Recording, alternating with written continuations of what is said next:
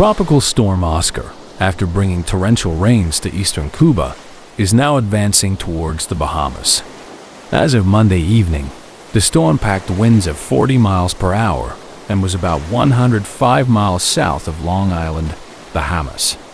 A tropical storm warning remains in place for central and southeastern parts of the island chain.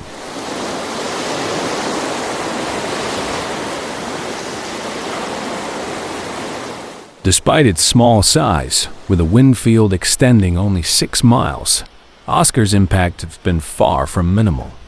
Over the weekend, the storm made landfall as a Category 1 hurricane in eastern Cuba, where it unleashed powerful winds of 75 miles per hour in Guantanamo province, near Baracoa.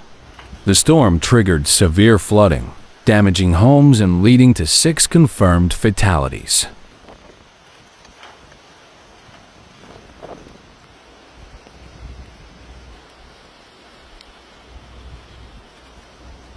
Cuba has been grappling with a widespread power outage since last week, which left millions without electricity, water, and essential services.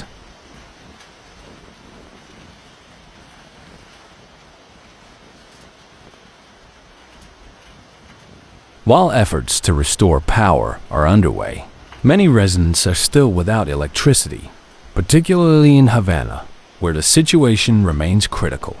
The storm has worsened an already dire situation, with food spoiling and people resorting to cooking over firewood.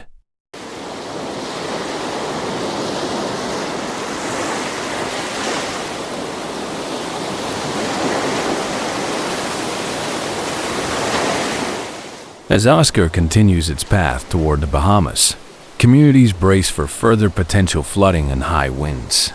Meanwhile, a new storm, Tropical Storm Christy, has formed off the southern Pacific coast of Mexico, although it is expected to remain at sea without threatening land.